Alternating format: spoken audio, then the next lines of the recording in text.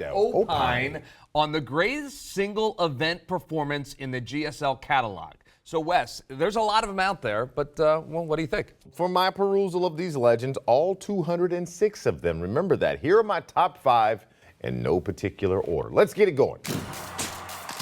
Wilt Chamberlain's 100-point game. Yes. No questions asked. How about Ted Williams going 4 for 6 in the last day of the season as a doubleheader? Ended up hitting 406, by the way. Bill Walton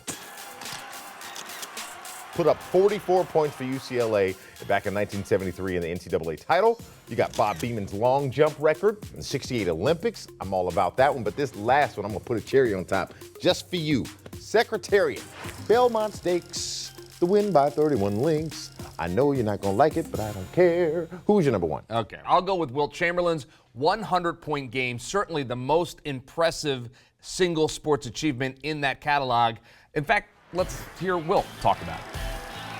I know it seems like a miracle number to a lot of the people, but I could have scored 100 a number of other times. But if I had a better day and had a better cause, I believe it would have been more important to me. Here's the amazing thing. Wilt was one of the worst free throw shooters in NBA history at 51%. We know that.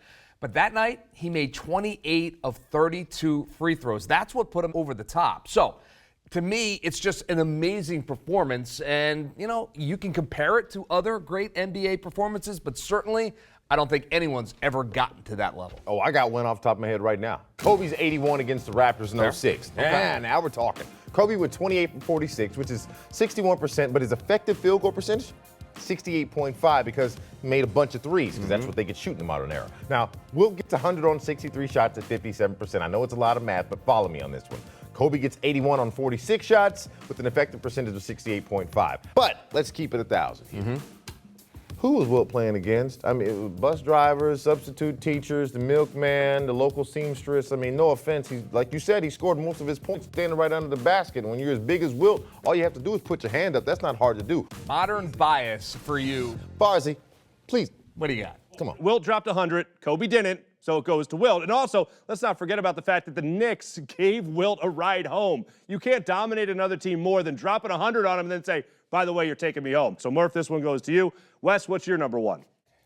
You know, my number 1 priority is cutting his microphone off. That's my number 1 is. But anyway, I got another one for you. This one may disappoint you, Murph. You know, because here's the thing about Murph.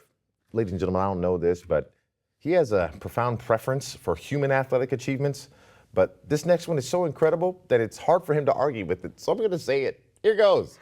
Secretariat's Belmont Stakes win in 1973. Now, the best way to appreciate this performance, basically, you just have to watch it. So, as our old friend Tio used to say, get your popcorn. Secretariat holding on to a large lead. Jam is second, and then it's a long way back to Mike Allen and twice a Prince. Secretariat is moving like a tremendous machine. They're in the stretch. Secretariat has opened a 22-length lead. Here comes Secretariat to the wire. An amazing performance. He hits the finish 25 lengths in front. If we're counting horses in our athletic performances, Which we are. This event is hard for me to disagree with. However, I am not. So therefore, I do disagree. We're going with Wilt.